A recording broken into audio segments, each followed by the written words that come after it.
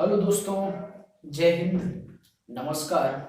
एक बार फिर से आप सभी का स्वागत है आपके अपने चैनल टारगेट स्क्वाड 21 में। तो आज हम फिर से एक लेक्चर ले रहे हैं और हमने सोचा है कि आपकी यूनिट वाइज तैयारी कराएं, क्योंकि तैयारी व्यवस्थित ढंग से होनी चाहिए। और जो एग्जाम में जो पाठ्यक्रम रहता है, जो यूनिटों में बटा होता है, उसके हिसाब से हम यहाँ पर आपकी तैयारी कराएं, ऐसा हमने सोचा है। तो इसी क्रम में अगर बात करें तो हम दो सब्जेक्टों को यहाँ पर लेकर चलेंगे। एक तो है आपका पर्यावरण अध्ययन, तो पर्यावरण अध्ययन आपको कराएंगे और साथ ही साथ बाल विकास कराएंगे। तो पर्यावरण अध्ययन में शायद मैं गलत नहीं हूँ तो आपका परिवार के लिए पहला, यानी परिवार जो यूनिट है उसके लिए पहला लेक्चर हम ले चुके हैं। इसकी प्लेलिस्ट भी तैयार कर दी जाएगी एक दो दिनों में। और अब इसमें हम शुरुआत कर रहे हैं आज बाल विकास की, ठीक है, जो कि पहला खंड होता है किसी भी पेपर का, जिसे हम चाइल्ड डेवलपमेंट एंड पेडागोजी के नाम से जानते हैं, जो कि कुल 30 प्रश्नों की किसी भी प्रतियोगी परीक्षा में आती है, यानी जो शिक्षक पात्रता परीक्षा होती है उसमें यह आपसे पूछी जाती है। उसी क्रम में आज इसकी पहली यूनिट और इसका पहला लेक्चर आज हम इसमें ले रहे हैं, और इसकी प्लेलिस्ट आपको डिस्क्रिप्शन लिंक में, ठीक है, या फिर जो चैनल होता है उसकी प्लेलिस्ट में जाकर आप देख सकते हैं। तो आइए शुरुआत करते हैं बिना समय व्यर्थ करवाए, ठीक है। तो चाहे रीट हो, ठीक है, पहले बता देता हूँ, चाहे रीट हो, चाहे फिर एमपी टेट हो, चाहे फिर DSSP हो, चाहे फिर सेंट्रल का एग्जाम हो जिसे कहते हैं सीटेट हो, उन सभी में आपसे बाल विकास से 30 प्रश्न पूछे जाते हैं। तो शुरुआत करते हैं आज बाल विकास की, और इसमें हम काफी चीजें पढ़ेंगे कि बाल विकास क्या है, बाल विकास की अवधारणा क्या है। तो सबसे पहले बता देता हूँ क्या पढ़ेंगे। सबसे पहले तो हम सबसे पहले पढ़ेंगे उसका परिचय। क्या पढ़ेंगे? बाल विकास का परिचय, ठीक है, इसकी शुरुआत कैसे हुई होती है, इसका इतिहास में भी, इसके परिचय में हम इतिहास जानने की कोशिश करेंगे कि बाल विकास कैसे एक विषय के रूप में आया। परिचय में इतिहास पढ़ेंगे, इसकी अवधारणा पढ़ेंगे हम, ठीक है, बाल विकास की अवधारणा क्या कहती है, यानी इसका अर्थ क्या होता है बाल विकास का, सीधी अवधारणा का मतलब इसका अर्थ क्या होता है, ठीक है। और फिर हम विभिन्न परिभाषाओं को देखेंगे, ठीक है, क्या देखेंगे? विभिन्न परिभाषाएं प्रमुख विद्वानों ने दी हैं, तो क्या परिभाषा हो सकती है।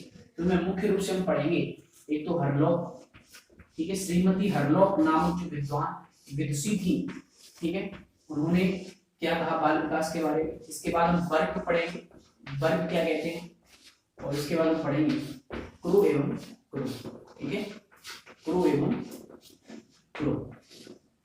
इस प्रकार से हम परिभाषा को आज हम देखने वाले हैं। तो इस प्रकार से हमारा लेक्चर रहेगा। तो आइए जानते हैं बाल विकास क्या है और बाल विकास की शुरुआत कैसे होती है। तो मेरे साथियों, आपको बताऊं बाल विकास की शुरुआत कैसे होती है, तो इसका एक लेक्चर हम पहले भी ले चुके हैं, लेकिन अब हम डिटेल में, क्योंकि आपको पता है एग्जाम बहुत ही नजदीक अब आ चुके हैं, ठीक है। तो जैसे एमपी टेट की बात करें तो एमपी टेट 5 मार्च को आपका एग्जाम है, ठीक है, और फिर DSSP का एग्जाम मार्च में होने वाला है, ठीक है। तो इस प्रकार से हम अब ज्यादा देर नहीं करनी है, तो इसलिए हम डिटेल रूप में आपके लिए यहाँ पर कुछ लाने की कोशिश कर रहे हैं, ठीक है। तो आशा करता हूँ ये प्रयास आपको बहुत ही अच्छा लगा होगा। तो बाल विकास क्या है, तो बाल विकास की शुरुआत कैसे होती है, तो बात करें 17वीं शताब्दी, किसकी बात कर रहा हूं मैं? 17वीं सदी। तो एक तो हम पढ़ेंगे मनोविज्ञान का इतिहास, ठीक है। तो मनोविज्ञान का जो इतिहास है वहां से कभी कभी प्रश्न आ जाते हैं और कभी कभी देखने को नहीं मिलते, लेकिन बाल विकास को समझने के लिए हमें मनोविज्ञान को थोड़ा बहुत पढ़ना पड़ता है। लेकिन यहाँ हम शुरुआत करेंगे सीधे बाल विकास से।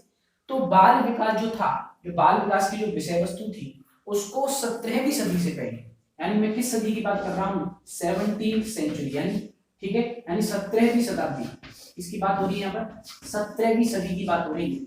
और 17वीं सदी से पहले बाल विकास के बारे में या बाल विकास के रूप में विश्व में किसी भी प्रकार की विचारधारा नहीं थी, यानी 17वीं सदी से पहले बाल विकास नामक जो विषय वस्तु है उसको कोई नहीं जानता था, यानी कोई भी विचार विमर्श नहीं हुआ था बाल विकास के बारे में, यानी बाल विकास को लेकर कोई भी हमें प्रमाण नहीं मिलता 17वीं सदी से पहले।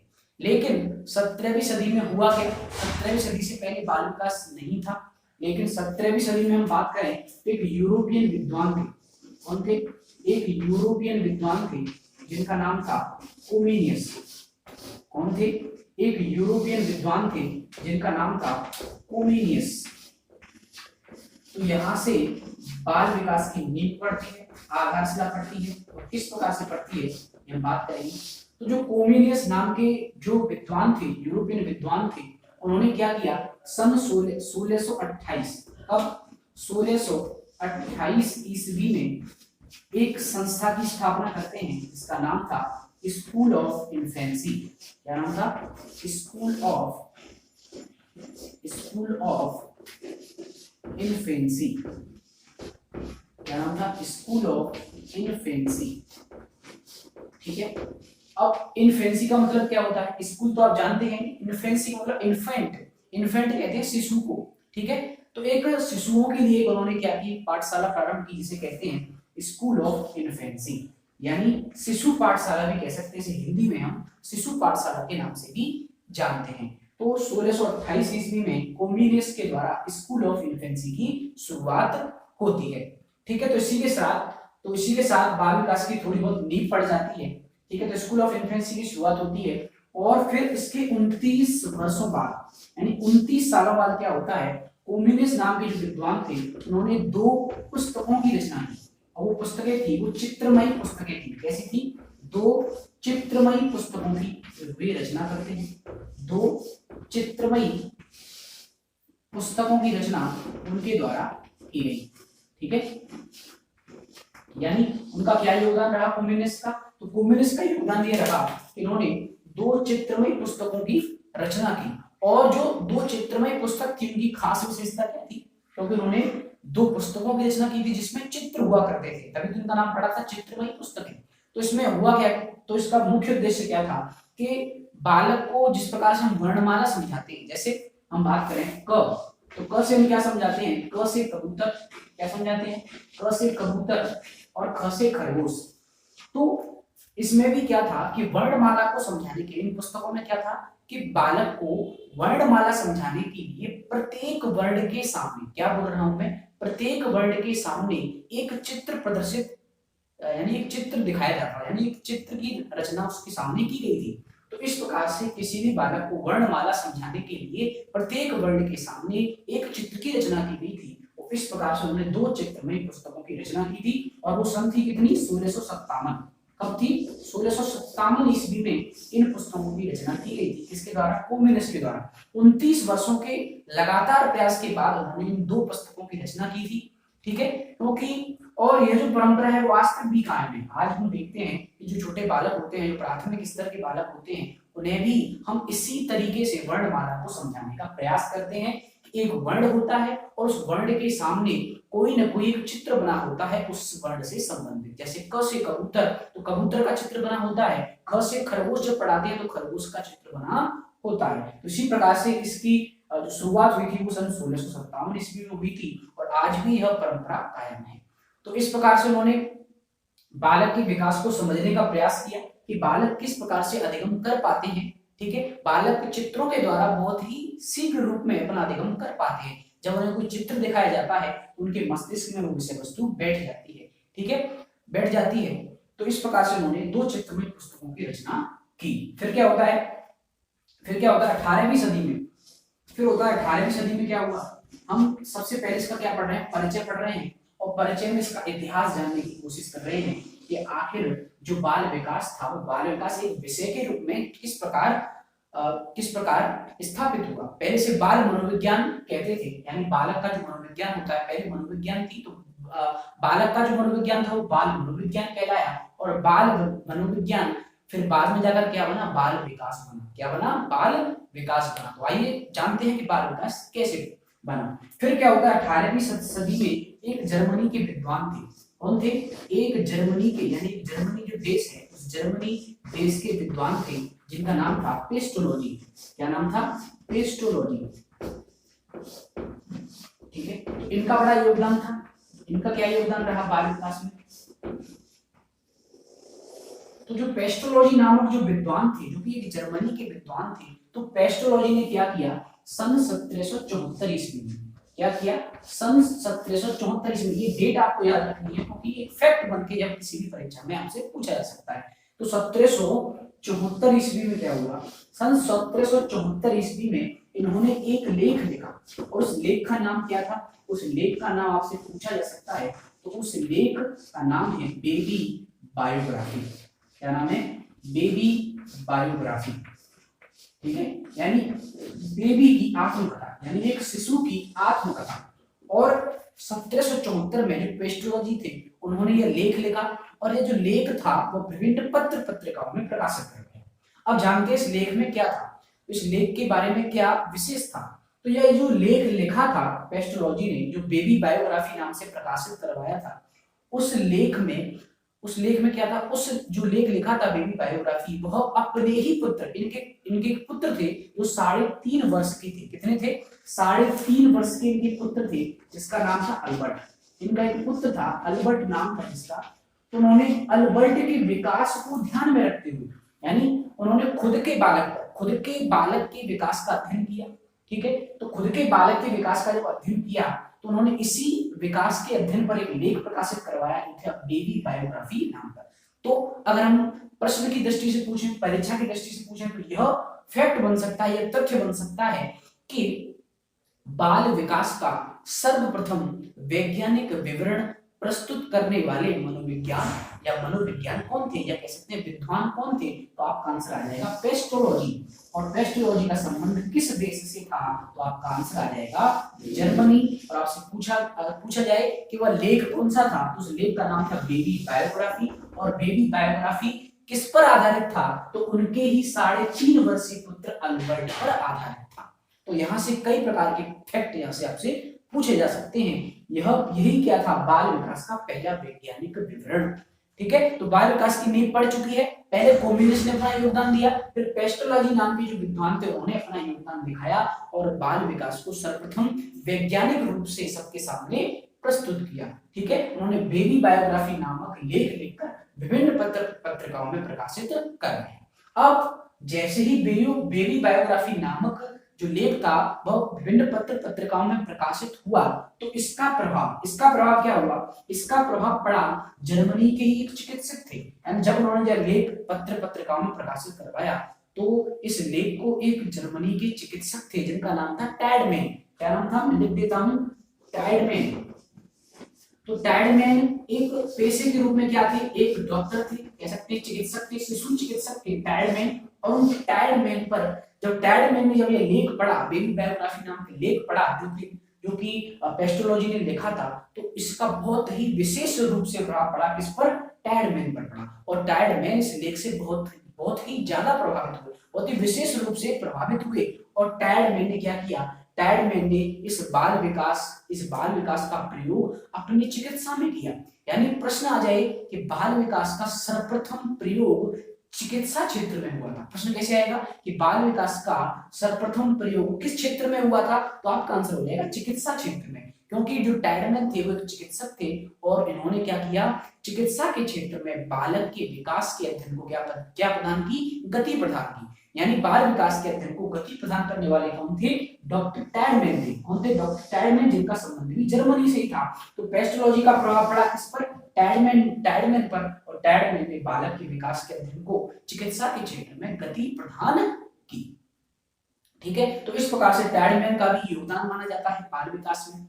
अब इसके बाद क्या होता है, इसके बाद आती है 19वीं सदी। कौन सी सदी आती है, 19वीं सदी। अब 19वीं सदी में क्या होता है, हमने सेंचुरी वाइज पढ़ा। सबसे पहले हमने पढ़ा 17वीं शताब्दी में क्या हुआ, तो 17वीं शताब्दी में जो कोमिनिस नाम के यूरोपियन विद्वान थे उन्होंने स्कूल ऑफ इन्फेंसी की स्थापना की थी और साथ ही साथ वो चित्रमयी पुस्तकों की रचना भी की थी। उसके बाद हमने देखा 18वीं सदी में तो पेस्टोलॉजी नाम के विद्वान थे, उन्होंने बेबी बायोग्राफी नामक लेख लिखा और साथ ही इसका प्रभाव पड़ा टैडमैन पर। इसके बाद 19वीं सदी में क्या होता है, 19वीं सदी में एक विदुषी महिला आती है जिनका नाम था हरलॉक। इनका पूरा नाम क्या है, ईडी हरलॉक, यानी एलिजाबेथ हरलॉक। इनका पूरा नाम क्या है साथियों, एलिजाबेथ हरलॉक। तो 19वीं सदी में क्या हुआ, हरलॉक जो नाम की जो विदुषी थी उन्होंने कई अध्ययन प्रस्तुत किए थे। ठीक है, उन्होंने कई अध्ययनों के बाद सर्वप्रथम यह विचार दिया क्या किया श्रीमती हरलॉक ने सबसे पहले क्या कहा, सबसे पहले उन्होंने कहा कि जो बालक का जो विकास होता है, ठीक है, यानी एक बालक का जो विकास होता है, मैं लिख देता हूं, एक बालक का विकास, क्या कहा उन्होंने, बालक का विकास, ठीक है, उनके द्वारा क्या कहा गया, बालक का विकास, एक बालक का विकास गर्भावस्था, कौन सी अवस्था, गर्भावस्था, या कह सकते हैं गर्भ काल से ही प्रारंभ हो जाता है। उन्होंने क्या कहा, सबसे पहले यह विचार दिया कि एक बालक का विकास गर्भावस्था से ही क्या हो जाता है, प्रारंभ हो जाता है। क्या कहा उन्होंने, एक बालक का विकास गर्भावस्था से ही क्या हो जाता है, प्रारंभ हो जाता है। उन्होंने कई प्रकार के जब अध्ययन किए तो उन्होंने उस अध्ययनों के बाद यह विचार दिया था कि जो बालक का विकास होता है वो गर्भावस्था से ही प्रारंभ हो जाता है। ठीक है, इसका स्क्रीनशॉट आप ले सकते हैं। ठीक है, ठीक है, तो इसमें क्या है, परिचय भी है आपका। ठीक है, तो परिचय में इतिहास है। ठीक है, इसको मैं मिटा देता हूँ। ठीक है, तो ये आपका पूरा इतिहास है, आप इसका स्क्रीनशॉट ले सकते हैं। ठीक है, यूरोप में कम्युनिस्ट से शुरुआत होकर एलिजाबेथ हरलॉक तक। ठीक है, इसका आप स्क्रीनशॉट ले सकते हैं। तो अब क्या होता है, श्रीमती जो एलिजाबेथ हरलॉक थी, उन्होंने क्या कहा, उन्होंने सर्वप्रथम यह विचार दिया था कि बालक का विकास गर्भावस्था से ही प्रारंभ हो जाता है। तो आपसे प्रश्न पूछा जाएगा कि सर्वप्रथम में यह विचार किसने दिया कि एक बालक का विकास गर्भावस्था से प्रारंभ हो जाता है, तो आपका आंसर हो जाएगा क्या, श्रीमती हरलॉक हो जाएगा, श्रीमती एलिजाबेथ हरलॉक। ठीक है, तो इस प्रकार से जो बाल विकास है उसकी नींव रखी है। ठीक है,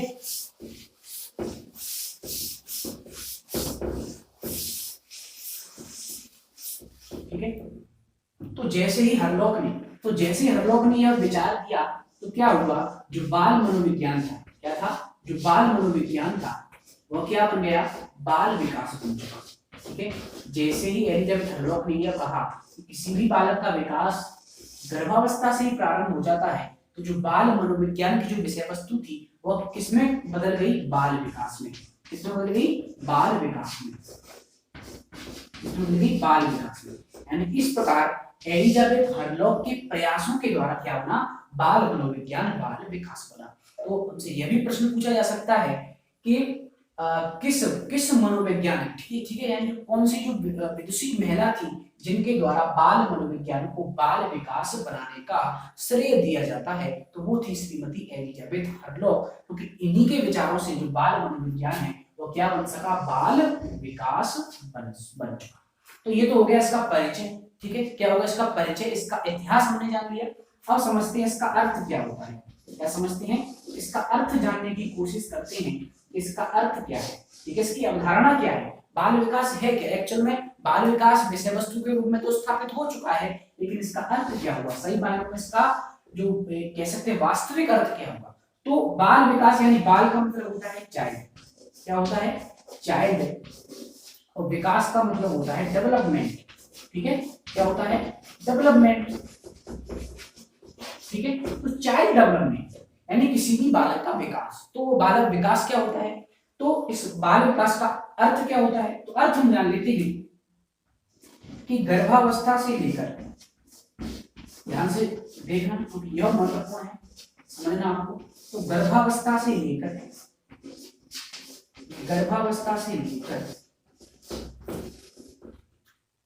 जन्म के बाद परिपक्व, एक शब्द आया है परिपक्व अवस्था। ठीक है, परिपक्व अवस्था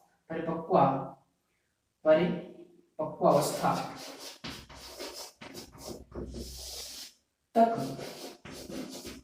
होने वाले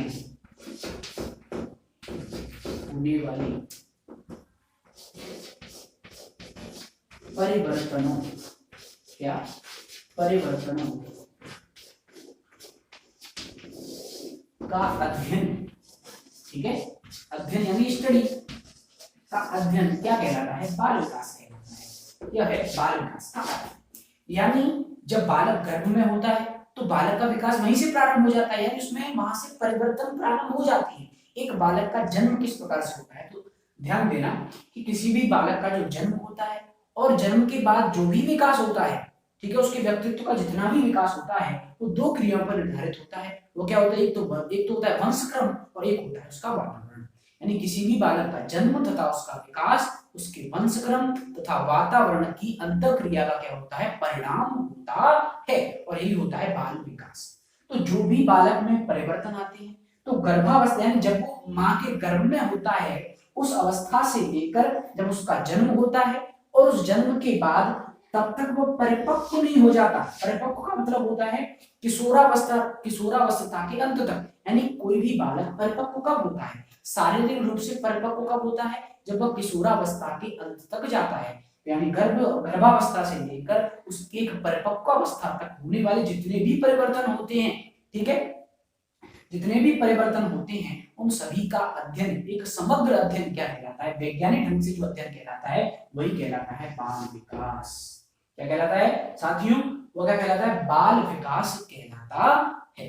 तो हम कह सकते हैं बाल विकास एक मनोविज्ञान की एक शाखा है। क्या है, बाल विकास बना किससे, बाल मनोविज्ञान से, और बाल मनोविज्ञान की ही शाखा क्या है, बाल विकास, जिसके अंतर्गत हम बालक में आए हुए परिवर्तनों, यानी जो एक परिवर्तनों की जो श्रृंखला आती है उसका हम क्रमबद्ध रूप से क्या करते हैं, अध्ययन करते हैं। तो इस प्रकार से एलिजाबेथ हरलॉक के प्रयासों के द्वारा बाल मनोविज्ञान किसमें रूपांतरित हो गया, बाल विकास में रूपांतरित हो गया।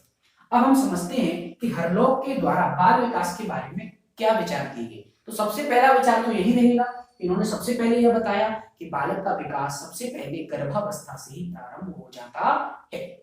उसके बाद उन्होंने बाल विकास की विषय वस्तु के बारे में कुछ बताया। तो उन्होंने बताया, हम यहाँ पढ़ेंगे कि बाल विकास में क्या किया जाता है, यानी बाल विकास की विषय वस्तु क्या होती है। तो उन्होंने बताया कि बाल विकास में क्या होता है, ठीक है, यानी आज का जो बाल विकास है, तो उस आज बाल विकास के अंतर्गत क्या कह सकते हैं, बाल विकास में मुख्यतः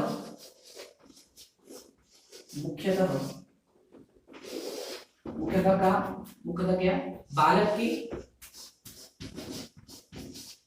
बालक की रूप, व्यवहार, उसकी रुचि,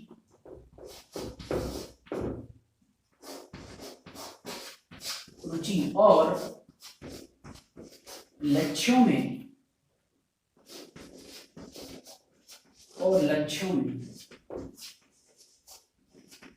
होने वाली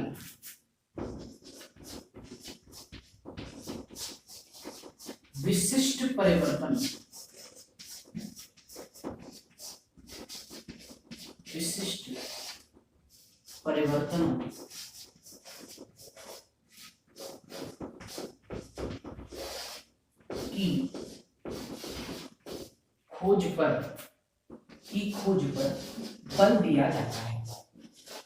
की खोज पर बल दिया जाता है, ऐसा मानना था एलिजाबेथ हरलॉक का। तो वो क्या कहती हैं, ठीक है, इसको हाईलाइट कर देता हूं मैं, कि जो बाल विकास है, यानी एलिजाबेथ हरलॉक का यह मानना था कि आज का जो बाल विकास है उस बाल विकास में हम क्या पढ़ते हैं, बाल विकास में किसका अध्ययन करते हैं, तो बाल विकास में मुख्यतः किसका, बालक के रूप का, और रूप का मतलब क्या, उसकी बनावट का, उसकी शारीरिक संरचना का, तो उसके बालक के रूप का, उसके व्यवहार का, उसकी रुचियों का, और उसके लक्ष्यों में होने वाले विशिष्ट परिवर्तनों की खोज पर क्या किया जाता है, बल दिया जाता है।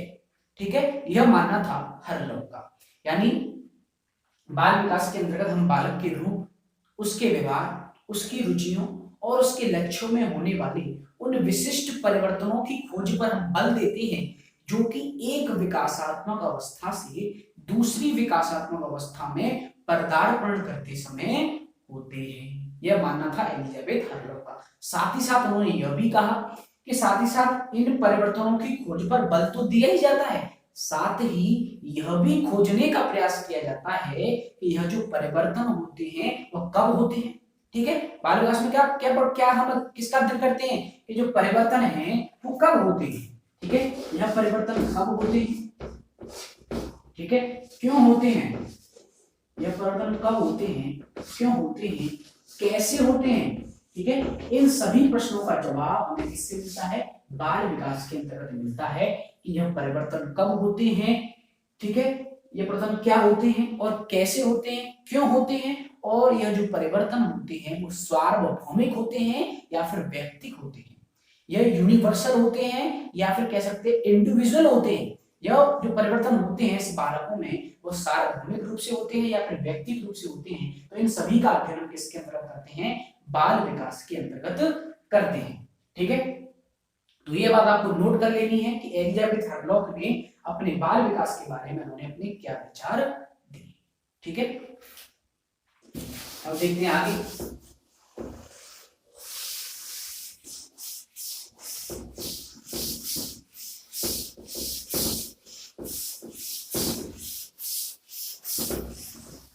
ठीक है,